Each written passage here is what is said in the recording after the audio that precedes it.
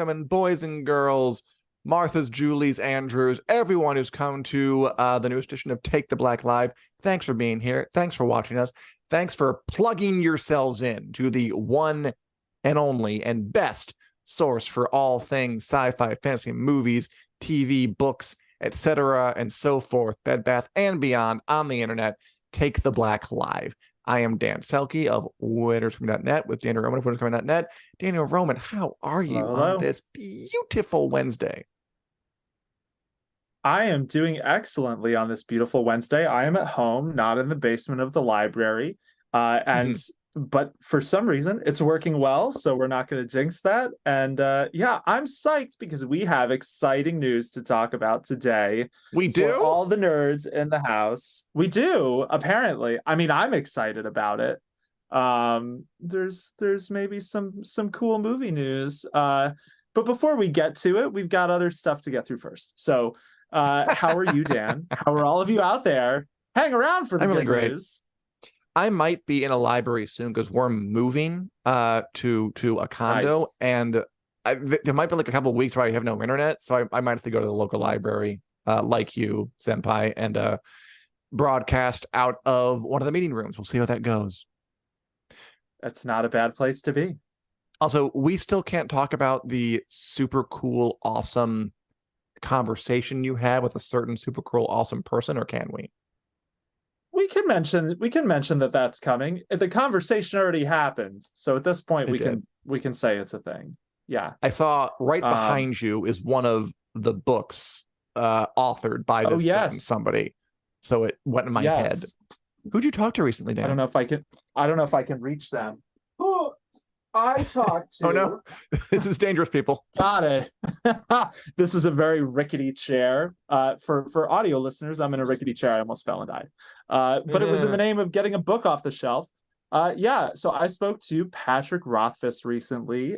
So if you're watching this on YouTube, keep an eye on the YouTube channel because that's going to be going up next week. My discussion with Patrick Rothfuss about his new novella, The Narrow Road Between Desires. Author of The King Killer Chronicle, author of The Name of the Wind.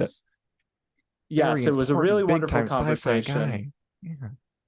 Yep, revealing. It was great to talk to. What was he revealing? Pray tell. He was revealing that he's going to read the first chapter of The Doors of Stone during your interview. That's not true. I'm lying about that. No. But for all we know, I haven't seen it yet. Let's not set false expectations. We didn't really talk about that because we had a lot to talk about with the novella. I actually was prepared to ask about it. We didn't even have time. But yeah, so tune in. That'll be going up next week, and that should be a good time. But it is not next week. It is today. And today we have to talk about some House of the Dragon rumors, which are swirling about before we get into, the main story of today's show. So Dan, I think you might know a little more about some of these rumors than me. So much. What's the rumor mill with House of the Dragon right now? Because there have been some kind of weird ones swirling around, which has kind of been the theme of the past week. Yeah, filming's over, and we're all looking for something to do with our brains. Basically, there have been some Twitter accounts, I believe, Wake the Dragon, and I'll say up front, these are rumors. These aren't necessarily true. I think I like Wake the Dragon. I think they're nice. I follow them. I'm not going to call them infallible. I will happily share what they say. They're good. I like you. If you watch this Wicked Dragon, keep the good work. They're saying that the first scene of season 2 will be at Winterfell, which you might remember from the television show Game of Thrones as where the Starks live. Yeah. I could see that, maybe. Like Jace arriving at Winterfell and getting the bad news. It'd be a cool way to start. It wouldn't be bad. I mean, that would mean they would skip his visit to the Eyrie. Oh, yeah. Good call. Which I don't like, because they definitely cast Jane Eyre, right? We've heard that. They did. She is Amanda Collin from Raised by Wolves. Just like Abubakar. I mean, I don't know. I remember his name. The guy who's playing Alan of Halls from Raised by Wolves. Your favorite canceled, bizarre. I can't believe they made that sci-fi show. Yeah. That's right. I have not shouted in horror anywhere near as much in my life in general since Raised by Wolves was canceled. It Because is a loss for we've heard everyone. rumors about, Winterfell being the first. If Jace arrives, that means they cut the Eyrie. We've heard rumors about Nettles being cut, at least for this season. I mean, if I were them, yeah. I don't know. If I had this success and you have like four to five seasons to work with, I would do everything. But I'm not in charge. I always have to remind myself that. But we don't know. Well, I'm gonna say if that is true, it'll just be a check-in. Just Winterfell exists, and here's Cregan Stark just kind of, we hear there's a war broken out. Oh, really? Get my breakfast. And then we cut somewhere else. Because I want to see the Eyrie too. Yeah, or maybe Jace goes to Winterfell first and hits the Eyrie on his way home or something, which I don't know I guess that's possible. If that would make sense, but I could see them shuffling you things go where you around want. if they.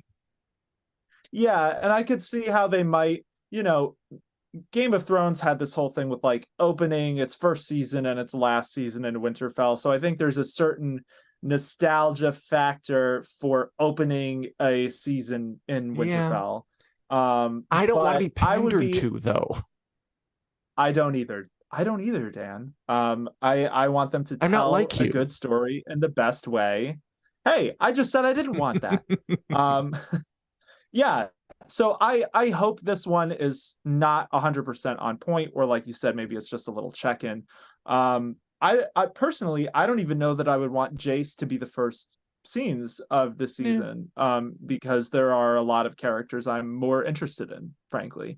Especially because we're hearing that that Blood and Cheese, the event where, spoiler, a certain couple of new characters kill a certain other character, and certain fans record their reactions and go, no way, and it goes viral on Twitter and TikTok and YouTube and all that. Pretty much, yeah. Might happen in the first episode, and that Blood and Cheese are these mercenary guys who get hired in Fire and Blood to kill, I don't want to spoil too much, a member of the Green faction. Important.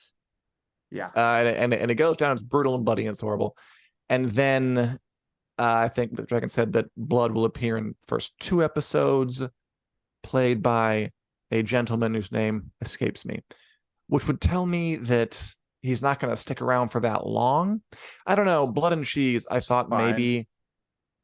Well, I don't know. Again, like if you have an expanded canvas, do you use it to expand characters who don't have much presence in the book, or B, to just kind of adapt what little there is and just kind of send them off onto the great Hall of Dead Characters in the Sky, or do something else? I don't know. If I think it were me, I love saying that. I would have gone into them a little more, but it's sounding like we'll just kind of get them like they are on the books. They come in, they do something horrific, and then they exit stage left. Yeah, I think so. The rumor going around for this is Blood and Cheese will apparently appear in the first 2 episodes of the season, which basically sets up that the horrific events that Blood and Cheese are known for would probably happen in the premiere, which honestly I've been expecting that would be the case. Yeah, and you were right. Apparently. Scary way for them, rumoredly. And it would be a strong opening, and House of the Dragon would kind of make a name for itself for strong openings with maybe some really terrifying, awful violence on television for their seasons. But so if it is the first 2 episodes, we would see it happen in episode 1. Episode 2 would probably be the fallout, which that does line up with the book. I mean, I agree with what you're saying about expanding some characters. I just don't think these are characters that need that. Like, expand, Nettles, expand Ulf White, expand whoever you want. But like, these are 2, like, they show up for like a page or 2 in the book. Like, there are just more valuable ways to spend the screen time, I think, than like giving, Blood and Cheese a deep character study or something. Like, nah, we don't need that. They serve their purpose, they exit the story, and it's really about everyone else who's affected by their actions. So Yeah, I'm not saying Yeah. they make it the blood and That'd be cheese okay. show, but I wouldn't mind a little more on who these folks are and what they do. Like, like I don't have a good comparison, but that's Yep. why. Wouldn't it be fun to write this show, Daniel? Wouldn't it be fun? Wouldn't it be fun to be in the room and to like argue back and forth, and then you see your stuff getting the screen? HBO, It if you're would hiring, just be contact us. interesting. Yes, Some yes, great for comments sure. as always. Fancy fan, glad you're listening. As Saiganisha Nice to says, see ya. Ryan Condal, the showrunner, wrote the first episode, the second, and the 10th of the original season. I think he's great, and he's taking charge of writing the premiere episode of season 2, according to Redownian Intelligence, which he is, yeah, which makes sense. A showrunner should write the first episode. That usually happens. They're Wait, also can you into slow when it was down? cold open. What Yeah, sorry. what did you just say? Ryan I missed Ryan that. Condal wrote the premiere, which makes sense as a Yeah. showrunner. I do talk too fast. Gotcha. Yeah, Which totally. tracks. And you're right. I guess the first episode of the first season did have a horrible act of violence, and why not? I don't like the idea of mirroring just to mirror, though.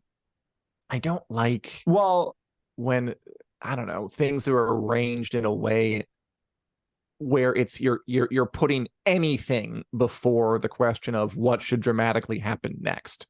But if it falls that way, which you have been advocating for, yeah, I'm fine. yeah. Which I think this is an instance of it falling that way more than them being like, let's start our seasons with a bunch of horrific Our thing is domestic violence. Like, in the premiere. I think it is I talked about this last season, how Blood and Cheese, it's like literally in the book, the paragraph after Aemond and Luke's fight at Storm's End, the very, very next thing is Blood and Cheese. So I'm not surprised if they want to go right into it. But yeah, so Saiganisha also says, I think it's a good way to introduce Winterfell as a cold open with slowly revealing and panning over to Lord Cregan receiving a raven about Jace visiting. That'd be cool. Yeah, it would be cool. I mean, Winterfell is kind of like that it does feel like there are some playing on the nostalgia bits with this, and I'm okay with it as long as they keep it under control, basically. I mean, we've also heard that they're going to the Wall. We've heard that yes. There might even be like a white or two. So they might like bulk up Cregan Stark's role, which again, as long as it's natural and it fits and it's not just there to bait people who remember Game of Thrones, it's fine. Exactly. But until I seize it, because again, the first season gave me reasons to hope for the best and reasons to be a little afraid. And right now, we won't know for sure until we see the episodes. And then at which point I will pass judgment. Yeah, and I think so. The first season, obviously, the biggest way they did this was with the whole dagger thing. And I liked that for the most. There were instances where, like you said, like I liked it and was filled with confidence, and was instances where I was like, ugh, you like the Green Council, you maybe didn't need to lean on the dagger prophecy stuff to justify things like the Green Council. But it is interesting to hear, all of those sorts of reports make me think Winterfell's going to get expanded a little bit this season from what it was in the book, which fun. I would be okay with. It will be fun as long as they leave themselves room to do other big things they have to get to. Like, another rumor is that Corlys Velaryon will reportedly set sail in the back half of the season in full battle armor, which my mind immediately goes to the Gullet, thinking, where is he sailing to, ready for a fight? I mean, again, it's hard to kind of project when we don't know exactly how it's laid out. With 8 episodes, 100%. I don't want it to be too stuffed. They could be moving things around too. Like if they have Blood and Cheese, which we know they're going to have. If they have the Battle of Rook's, which we know they're going to have. And they have the Battle of the Gullet, which they might have. We're not entirely sure yet. Sounds like a lot, especially if you also throw in the twins battling to the death, and you throw in other things like the Dragon Seeds. Dragon Seeds, it could be a lot. I guess the Siege of King's Landing, even. Yep. I hope they just know. I hope they have. It's kind of an irony, isn't it, that some TV shows will throw tons of big explosive things out at you when they're not confident in their own material because they think you need that or you'll get bored. Where it's, in my experience, the better shows that have the confidence to slow down a bit and Yep. build up to things which will make them better. And I think House of the Dragon is good enough and smart enough. And Yeah. gosh darn it, people like it. Also, Andrew, I am sorry. You're right. I do kind of hit the ×2 button on the remote when I talk. I'm going to endeavor to talk more slowly because it's a bad habit that I don't want to get into because I want you all to understand what I'm saying because everything I say is brilliant. That's true. But we have a lot to get through. So I think it's also pretty understandable that we want to speed things along. So let's talk about something that is not a rumor for a second. Sure. So much to do has been made over the fact that HBO is preparing a bunch of different spinoffs. They have a bunch of different things in development for Game of Thrones spinoffs. One that probably has had the most interest / hype / curiosity of the people, the fans, is this news that there's a Jon Snow spinoff show with Kit Harington that would be a sequel to Game of Thrones and presumably have an arthritic old Jon Snow struggling with keeping his fire going. 36-year-old Jon Snow, yeah. Which is ancient in the world of Game of Thrones. It's ancient today, man. Life ends at 30. Hashtag. Oh no.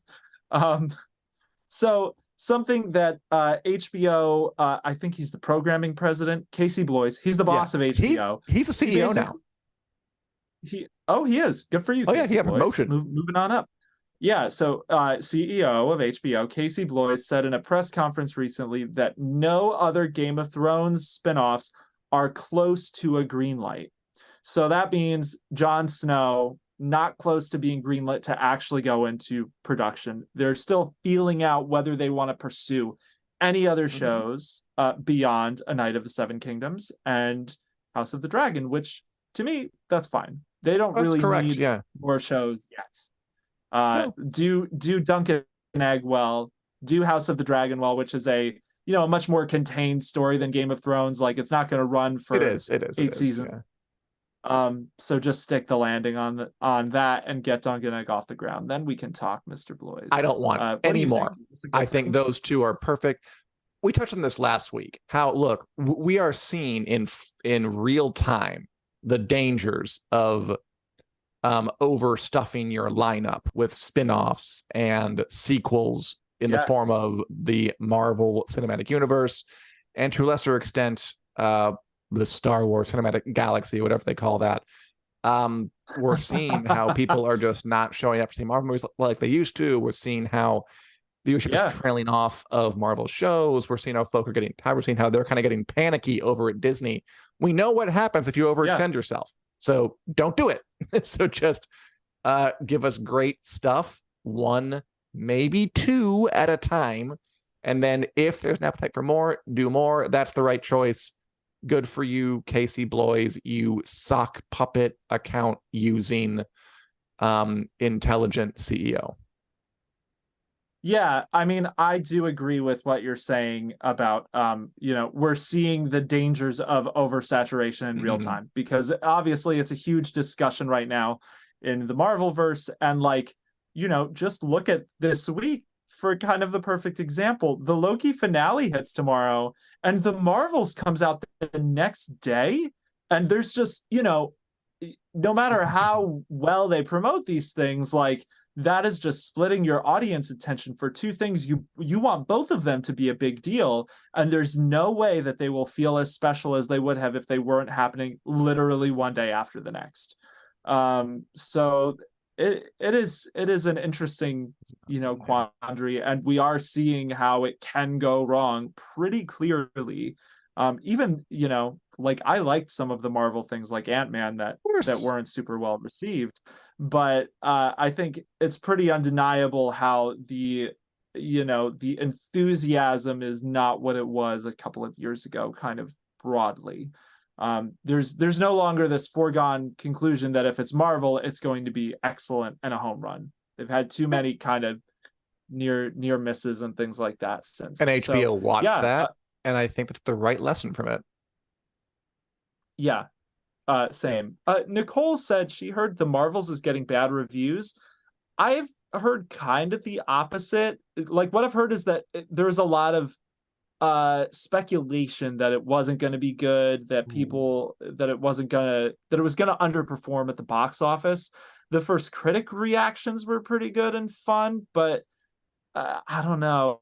It is a jury is out kind of thing. I think expecting that people will go in to see this and need to know what happened in Miss Marvel, WandaVision, Secret Invasion, and Captain Marvel, that's a lot to ask of an audience. Well, So Daniel, we'll I have see. some bad news that the Marvels reviews are out, and over on Rotten Tomatoes with 91 reviews in, it is rotten. Oh, is it? Oh, well, I Oh take it no. back then, Nicole. Oh no. It's over, everybody. Rotten Tomatoes, no comeback from that. You get a uh, Rotten Tomatoes score, you are over. Stick a fork in you, you're done. No, I mean it. I don't really, not terribly interested in it. We'll see how it does. yeah, Some I good am comments in curious. general. Are you going to see it? I think I am, kind of like I kind of just want to go to the movies, honestly. So I am gonna see it. I'm curious. I like Iman Vellani as Miss Marvel, and Yeah, she she's was the charming. the one I'm hearing a lot of good buzz about her in particular in this movie, which doesn't really surprise me.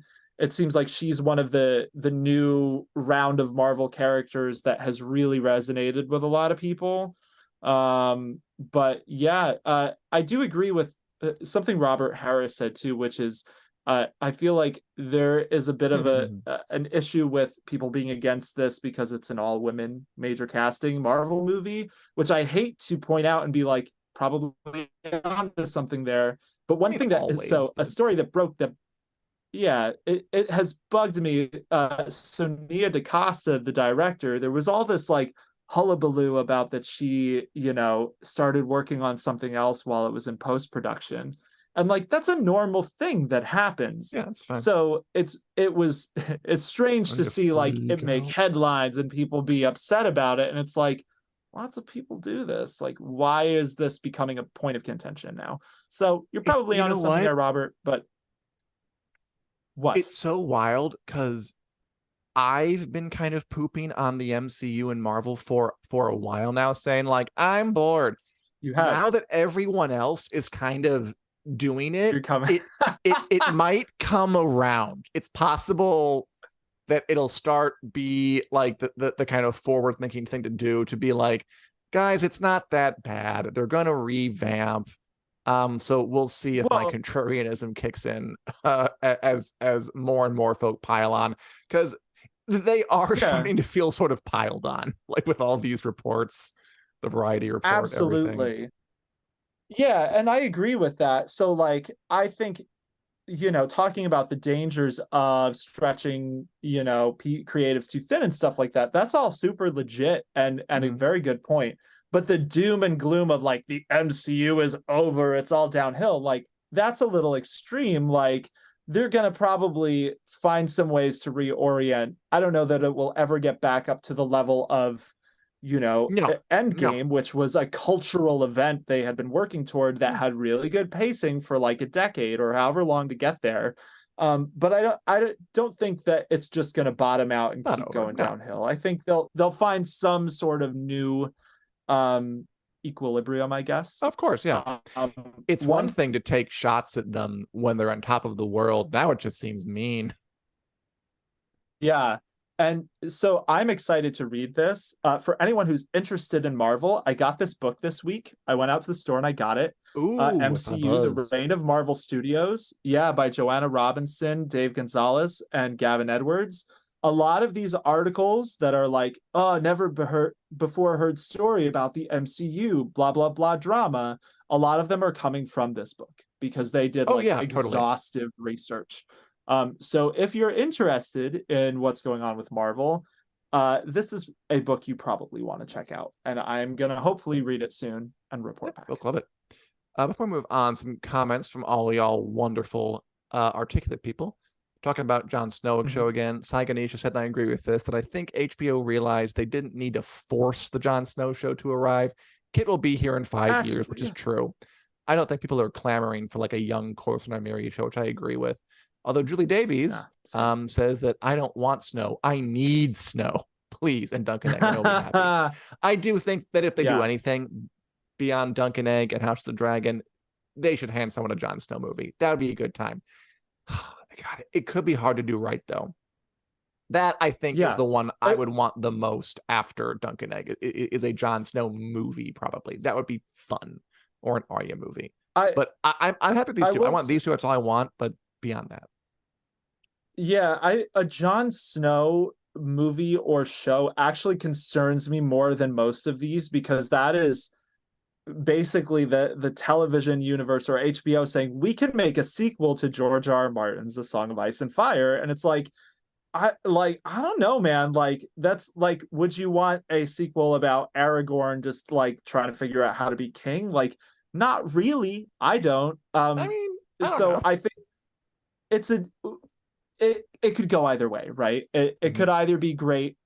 Either way, it makes me leery thinking about doing a sequel to a huge author's work like that. It's different than like doing a different part of the history or some other story that George has hinted at to be like, we're going to do this sequel that he never intended. Yeah. But it sounds like he's also giving his blessing on this. So we'll see what happens. Oh, of course. I agree with Nicole that I think it'd be cool to do an older Jon Snow in 10 to 15 years. See where he ended up and him having to interact with other people. Same with Arya. It'd be cool to like bring them back as adults. They have the time. Like, these were young cast members. It should be okay if they want to do this.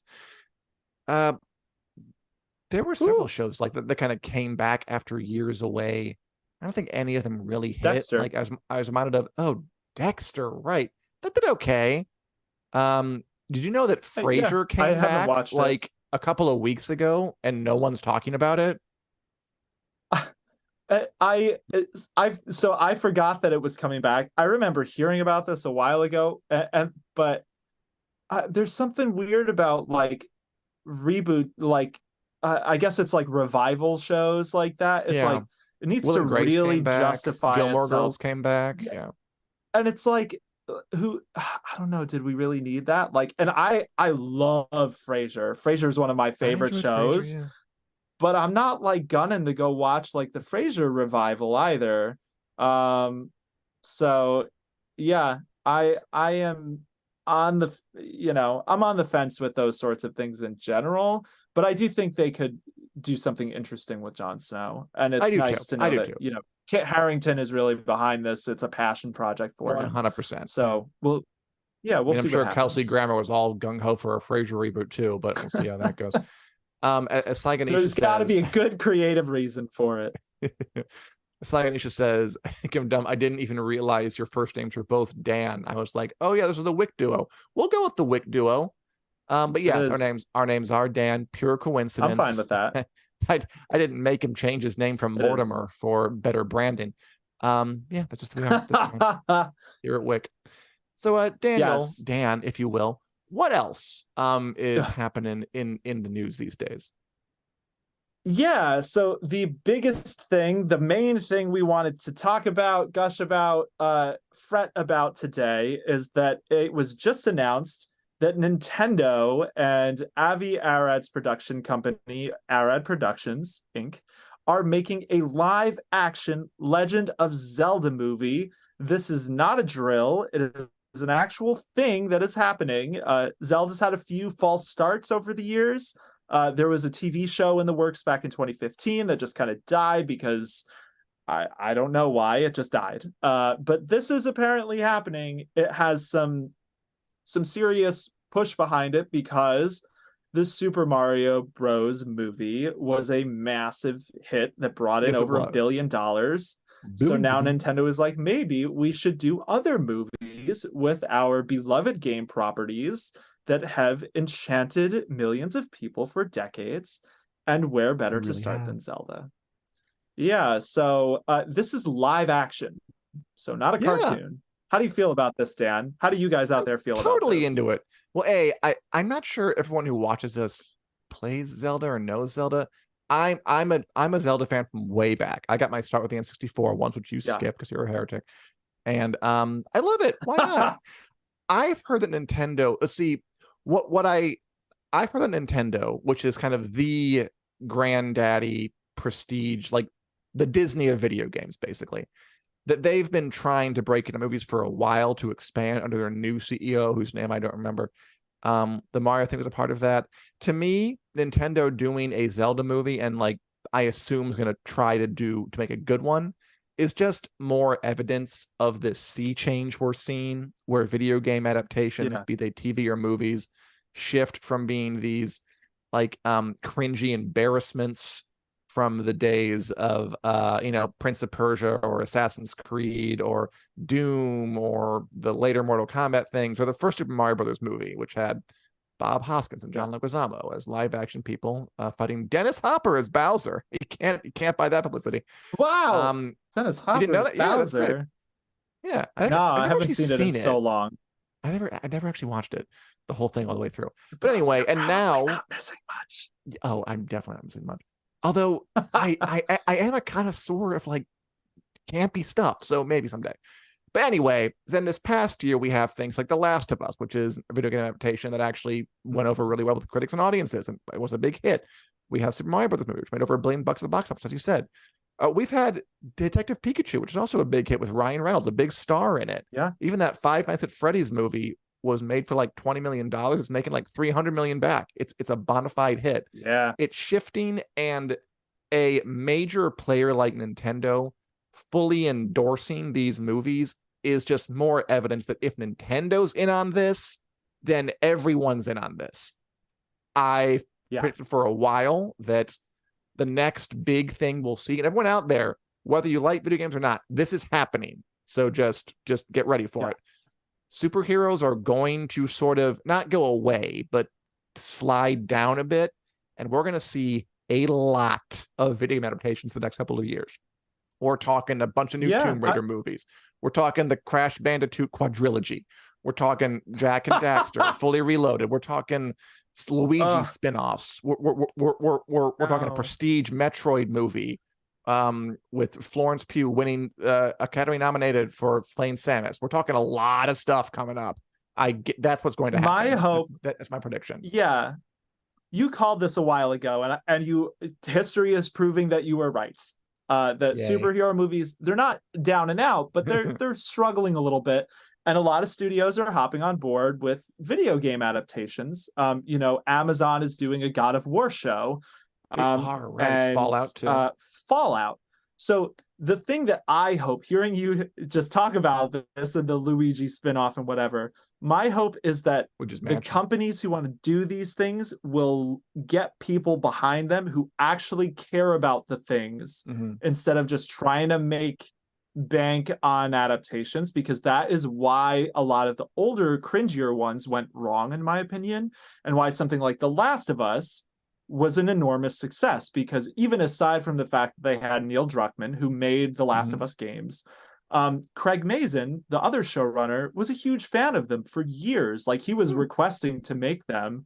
He had a meeting with Sony years and years ago, and they were like, you can make any of our games into a movie. And he was like, why isn't The Last of Us on this list? And they were like, oh, well, Neil Druckmann is doing it himself. And he was like, okay, cool. And then it came back around and they did it together. And that's the sort of stuff I want to see more of. And, not just studios being like, yes, get all the rupees, smash all the jars. That's a Zelda reference. If you don't know, play some Zelda before this movie comes out. But yeah, I'm excited about this. I am a little nervous because it's Zelda. They have some kind of particular challenges. So Saiganisha said Link is 100% talking in this movie. I can guarantee that for sure. They might dress it up as like doesn't like to talk or barely talks a few lines, maybe like the way Groot talks, but we just don't understand. And yeah, that is a big question. Link very famously does not talk in any of these games. He's the main character of basically every one of these games. They're all like reimaginings of basically the same story of Link saving the kingdom of Hyrule by Yeah, rescuing Princess Zelda. prototypical. Yeah, so they don't need to like reinvent the wheel doing a movie like this. They just need to do it well. Um and I hope he yeah, doesn't talk. I I'm don't want him to talk. curious. I hope he doesn't talk too, or I could see them like giving him one line or something. That's going to be a huge question that a lot of fans are going to have. And yeah, Saganisha also, I was about to get to this. The Maze Runner franchise and Kingdom of the Planet of the Apes filmmaker Wes Ball is directing it. On top of this, So yes, and they said he won't be involved in development until after the next Apes movie releases, which is in May 2024. Which is fine. They can take their time on this Zelda movie. They don't need to rush it. yeah. I think. Someone asked, I forget who it was. I'm sorry. That are you surprised that it's live action and not animated? I was, yeah. I assumed it was animated when the announcement hit. I think they could do a really cool live action. For whatever reason, the movie, like the reference movie that keeps coming into my mind is that movie Legend with I think Tom Or Cruise. Did you ever see that movie? is that the one with Tim Curry as the devil? Yes. Or like a Yeah. So demon? that is the movie. For whatever reason, when I think about Zelda live action, I'm like, that's the vibe they need to, like a modern Sure. version Like, of that. yeah, But they need to capture that. Yeah, it's like whimsical fairy tale, but like can get dark and yeah, scary, but you could still show it to your kids, basically. That's the vibe they need to get with Zelda. So yeah, I mean, Nicole that'd says be Tom good. Holland would make a good Link. Yeah, I could see him maybe The putting on a Link first hat. name that came into my mind when I heard it was live action. I thought Chalamet. I thought Timothy Chalamalama because he's like the most powerful Yeah, twink in Hollywood, and that would you just cast that guy as Link, and he does like being in franchises. I mean, he's in Dune and Wonka. yeah, My God. But I don't know. yeah, Holland would work. It'd be cool if they did like an unknown, frankly, especially if they go the silent route. I like the idea of a yeah, silent Link of like a very stylized fantasy world, kind of like Legend, because I can see yeah, like a cynical like nudge nudge version where everyone points out how weird it is it doesn't talk. I prefer it just be more like a fairy tale mood where it's just accepted that he yeah, doesn't talk, and that's just part of yeah, the fabric of the way this world operates. Um, I guess my real answer is I don't. I hope there isn't a big star, but I don't know. Shalamala Malala is where my head went, or Chris Pratt, yeah. obviously. Andrew's got a cool one. He said, "How would you feel if Walker Scobell played Link?" So he's playing Percy Jackson. By the Oh, time right. they make this movie, which is going to be a few years from now, probably, um, I could see it honestly. That's not a bad casting. I do think it's interesting because Dan, you said what twink should play Link, which rhymes. I'm just now You said realizing. it. Um, so the thing with Link, so they very famously have talked about how Link is kind of like he is designed to be almost like accessible to male and female gamers. Like they kind of have Sure. designed him to not be exceptionally masculine so that a wider array of people can relate to him playing him in the Okay. games. And I am curious how they might do that in the movie. I mean, There was you an article a while cast. back about why basically a lot of transgender people really love Link for Makes that sense to me. reason because it's easy to project onto this character. Um, so yeah, I'm curious who they're going to get. I think, and I hope you're right about the voice thing that they don't try to nudge nudge make it a thing, and it's just an accepted Like thing, and he has don't characters make it around like him an who talk. ironic, like sort of um winking, almost like cynical take where we're acknowledging it. I like the idea of more of a Legend type, really just trust that we'll suspend our disbelief and be in this world. I mean, I haven't heard that about Totally. Link being kind of accessible by men, women, and those that lieth betwixt, but it does make sense to me. That's part of him not speaking. Yeah. Older video games often had non-verbal Yes. protagonists because they want the player to identify with them. I don't like the idea of him saying anything. And I mean, if they want to do that, then I'm going to go way off script here. We don't have a script, but I'm going to go off it anyway. That's part of like the appeal of, from a very old time, kind of the more androgynous, I mean, twinkish male, from your Leo DiCaprio's through your Timothy Chalamet's, is that they have that sort of appeal. Like, women identify with sort of the softness. They love a good soft boy. And then they're a man, so men identify with them. There are women who could be in that role too. Yeah. So there's a lot of interesting topics here. My mind also went to, like, I don't know any of their names, like literally none, but as Link, one of the boys from BTS, I think would be like a canny choice if you want to go with that. And I hope I'm not insulting anybody here with that sort of kind of androgynous look that kind of is all things to all people, which a lot of them kind of sort of have. Yeah. Which, so I don't know BTS that you just referenced. I'm not familiar with they're that. a hugely popular Korean pop band. Oh, gotcha. Okay, yes. K-pop. Yeah. So the article I'm referencing, it's on IO9 Gizmodo by Lynn Kodega. Cool. It's a great article that came out around the time Tears of the Kingdom came out, and this is something that like the developers of the game like straight up said, like that is why they designed Link to be kind of androgynous. So yeah, I'll read that. It's interesting. I'm really, yeah. So I'm curious how they're going to handle a lot of different elements of this movie. And the big question on my mind too is, will there be Koroks? And if not, why are there not Koroks? Gotta be a little Korok somewhere. Or and also just obviously, if none of that works, Chris Pratt. Obviously, get Chris Pratt in there. Yeah. Get him to be Link. He's a 40-year-old buff Link, and just he's in his little green hat.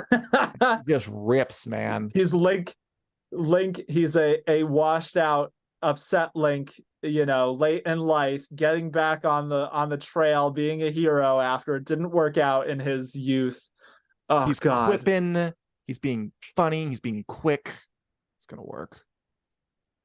He's got, you know, lines in every scene. Forget not talking. A DH Chris Pratt. No, age him more in post. Make him older.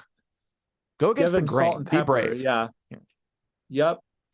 But yeah, so that's big news, is that a Legend of Zelda movie is officially happening. And even though it just got announced, apparently this is something that has been in the works for many years now, according to Nintendo executive Shigeru Miyamoto. Nintendo executive. But they said, yeah, I'm sorry, what is it? Nintendo fellow. It was just funny because, like, Shigeru Miyamoto, if you guys don't know, is the man who invented Mario, invented Zelda, invented Donkey Kong, Star Fox, Pikmin. That guy's a legend. It was just weird to me to see him referred to as like representative director or whatever.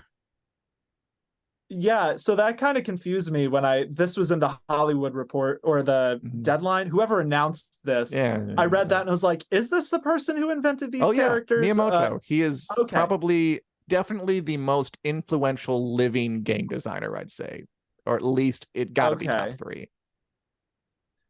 Yeah, okay. I thought there was Mario more to and just walk away. Yeah, and Nintendo is kind of renowned for having this, you know, carryover of people who are still there working on it, who have been for decades. Like, I think it's Super Mario Wonder, maybe. Like, 4 out of the 5 people who worked on the original Mario worked on that game. So, like, that's pretty cool. That is part of the charm of these Nintendo franchises. Yeah.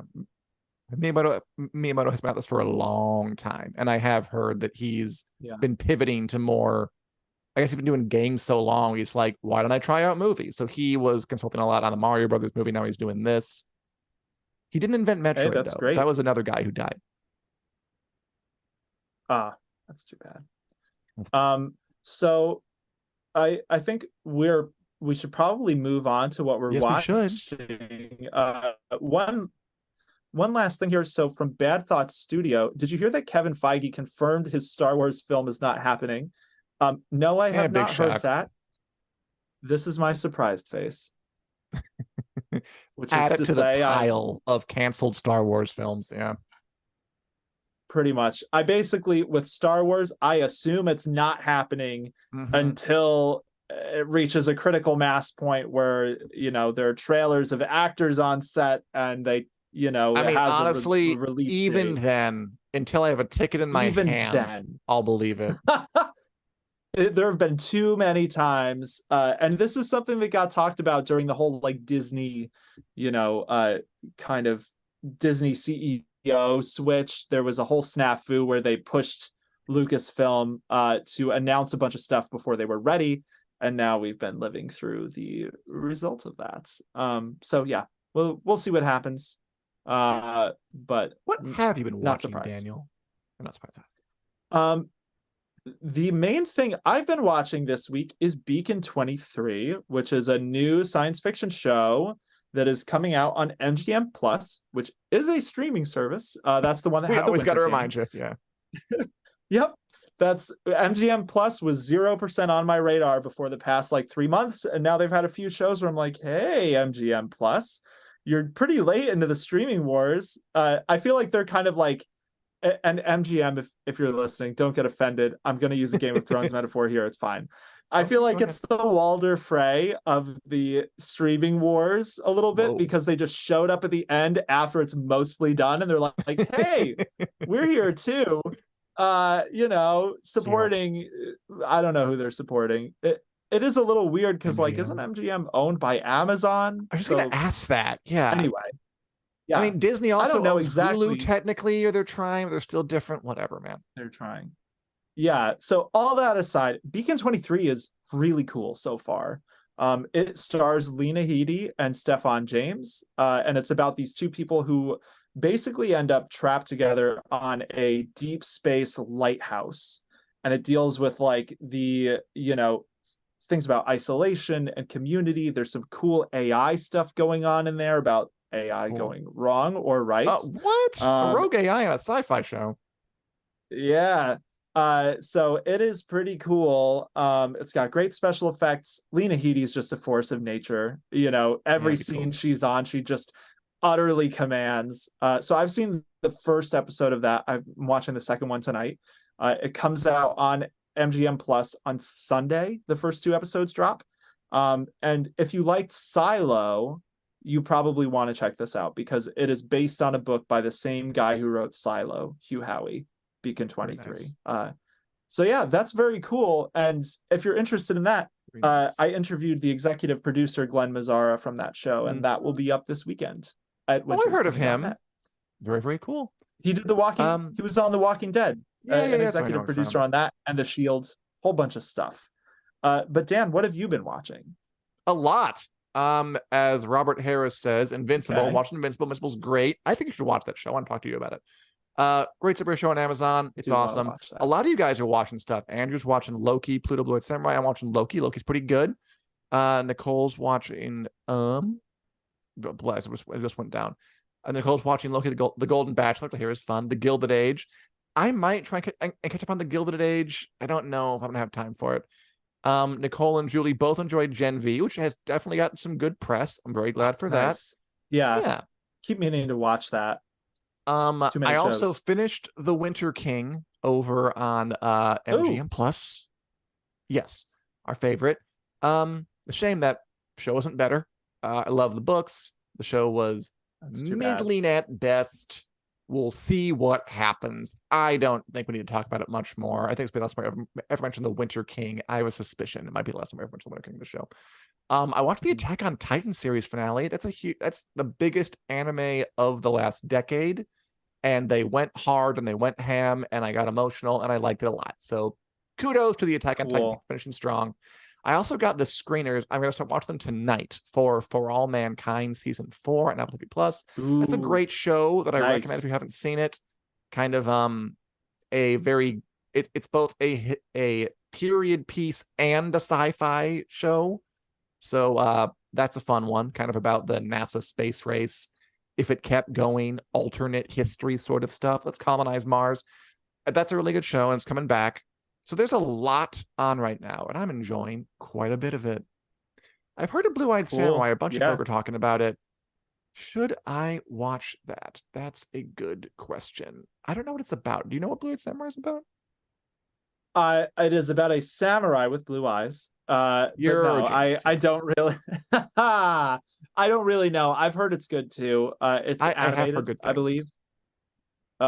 Yeah, so the last Netflix animated thing I tried to watch was Castlevania Nocturne, and I'm not gonna lie, I bounced off it. It did not grab me the way the original Castlevania series did at all. So I might need to give that a shot. And afterwards, it was never as good again, in my opinion. Well, the first season is the best, and I feel like part of that is because, you know, again, with these sorts of things, it's like that was the clear vision for this. Like Castlevania is always about a Belmont fighting Dracula, very similar to Zelda, always about Link fighting Ganondorf. Sure.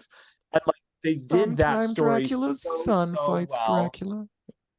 Yeah, I mean, he was great too, but like it was that dynamic of all of them involved in it. And then they, you know, moving on from that is where it had difficulties. But I enjoyed the farther seasons of Castlevania too, but I do agree that the first one was the best. Julie Davies says Fear the Walking Dead is puke face. That's what I've heard. I'm sorry, Julie. Yeah, I mean, I never really got into Fear the Walking Dead. I have been enjoying Daryl Dixon. I'm not done yet because I'm watching it at a snail's pace, but what I have watched has been pretty cool. Yeah, the Walking Dead franchise has been doing okay lately, but I guess Fear the Walking Dead is here to remind us that it's fallible, just like all of us. Yeah. Did you see there was a report that went around I think today that they were mulling the idea of like combining the spin-offs and bringing back the original show? Well, like someone asked the producer, like, would you do it? And he's like, yeah, sure. Okay. It's not like he said like our plan is to do this. Gotcha. Okay, I hadn't actually read it, so that's good. Because I think The Walking Dead pretty egregiously like tanked its series finale in the name of setting up all these spin-offs. So yeah, we'll see what happens. To be fair, I am excited for the next one of those too. Yeah, the ones who live. I mean, it could stand to be a little more spaced out too, like Game of Thrones or House of the Dragon, but we'll see. Should we move on to the lightning round, the Wick News lightning round? Yeah, let's do it. This way we don't keep producer Richard past the time when we should. All right. So I did not put these in any particular order. You didn't. But Dan, you should ask me first so that you can talk about the fun one that's a couple down. All right. Daniel, 20 seconds on the clock, please. Daniel, your response, 20 seconds. Yes. Amazon is developing a TV show based on the fantasy book Fourth Wing. Yeah, so Fourth Wing is a dark romantic fantasy. It's kind of towing that line between YA and adults. And it was a massive hit earlier this year. It went super viral on TikTok, sold millions of copies. Amazon's making a show out of it. It's about dragon riders, a person at a dragon rider college that is forced to compete or die to become a dragon rider. So if you like dragons, you're probably going to want to watch that. Yeah. I hope they survive, because apparently in this college you either graduate or you die, which sounds not dissimilar from I don't know how they're insured. Most colleges, I guess. Yeah, right. Okay, so here's one that is related to the CW. That is a network that used to have a bunch of shows, and apparently now is deciding it would prefer to not have any shows. So Superman and Lois, which is their, I don't know if it's part of the Arrowverse, kind of Arrowverse. It's like it's a Superman show. Yeah. Yeah. So Superman and Lois is ending after its upcoming 4th season. Yeah. But I mean, 4 seasons isn't like you can't rightly say that you got a short shake. Like that's enough time to make some good TV and put it out there. I didn't watch it. I did read that the CW is crawling back to profitability and breaking even. Maybe they had to get rid of all these money pits if they were going to have advertisers advertising for the money. I don't know. But yeah, for the fans, you have another season to go. For everyone else, sorry. Yeah. All right. Daniel, the Doctor Yes. Who Holiday Special is coming out. It's a title and a release date. Doctor Who Holiday Special, The Church of on Ruby Road, premieres on Christmas Day, December 25th. That's when Christmas is. Yep. So this will be the one that stars Nkuti Gatwa as the 15th Doctor. Yeah. So this basically they announced the release date. This is on Disney Plus. Apparently, that's where the Doctor lives these days. Internationally. BBC in the UK. Internet. Yeah. So we have 4 Doctor Who specials coming up. 3 with David Tennant, then switching to Gatwa for this last one. And now you can find when they all are, so you can mark your calendar and get your TARDIS ready and all that fun stuff. All right. This is very cool. I think this is pretty cool. And I'm curious what you think about it, Dan. So Netflix just today, hours before this podcast filmed, Netflix unveiled its first poster for its live action Avatar: The Last Airbender show. Here it is. Yeah, check it out. I like it. Last Airbender, live action version. I love the animated original. A lot of people did. I'm looking forward to this. I'm a little nervous because live action versions of beloved animated things are necessary. I'm not sure. Are they going to be good? Big old question mark. But the One Piece adaptation was pretty good, so I have hope this could be good. I like the show a lot. I'll probably watch it. I hope it's good. That's all I gotta say. Probably a trailer tomorrow, so we'll be looking out for that. All right, Daniel. Okay, here's an interesting one. So there's another Marvel show called Echo coming up, a spinoff of Hawkeye, which if you want a spinoff, that's the one to spin off of. It's going to have a Marvel Spotlight label, which kind of means that you can watch this without having seen all the other stuff. It's supposed to be more grounded, more like street level.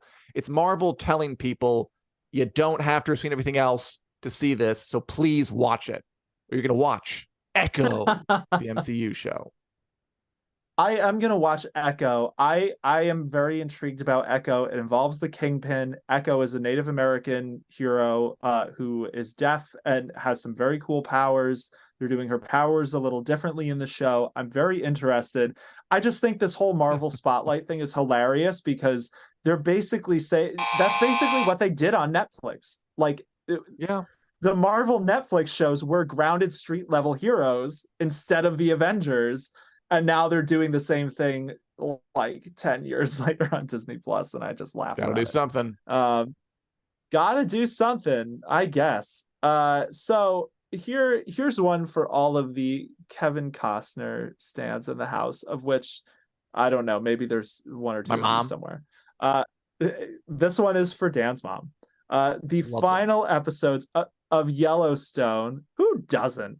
My dad. The final episodes of Fair. Okay, we're gonna get through this question. Answer, news headline, whatever the hell it is.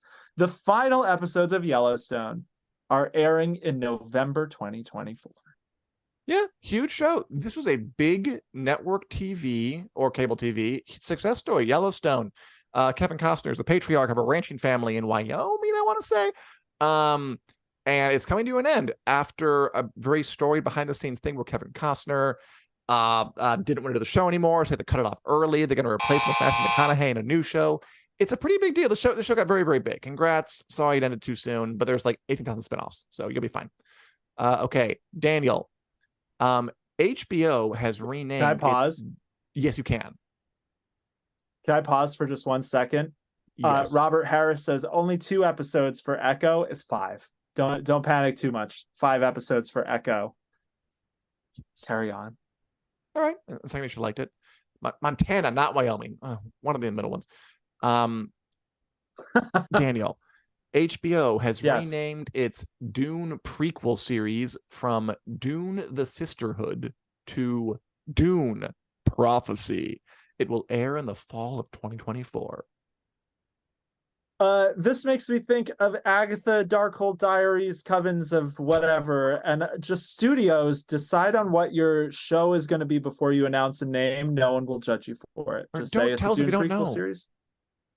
Yeah. I am curious about this though. This series is the rise of the Bene Gesserit, who are basically a coven of space nuns who insert prophecies in different primitive cultures so that they can come back hundreds or thousands of years later and manipulate those prophecies for their own ends. So I am intrigued about this show. You would if you could. 2024. Yeah. You would if you could. Okay. Final news of the day. Greta Gerwig's Chronicles of Narnia movie for Netflix. It is planned to start filming in 2024. Greta Gerwig, man. Barbie, Lady Bird, what a director. She's a really good director. Chronicles of Narnia. Do we need another one? I don't know. I mean, I like Greta Gerwig enough that I'll trust her to do something cool with it. And that's kind of where I stand. She's earned my trust. Chronicles of Narnia, I'm like, what else is there to say?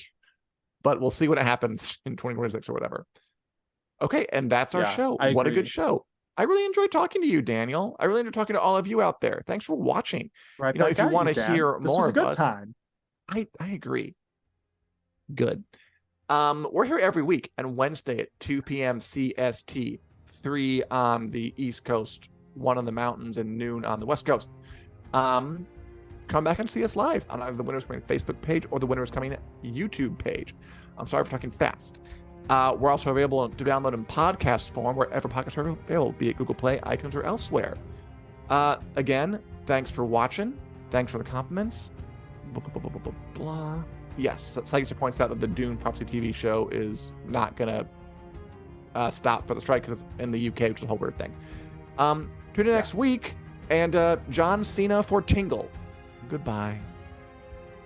Take care, all.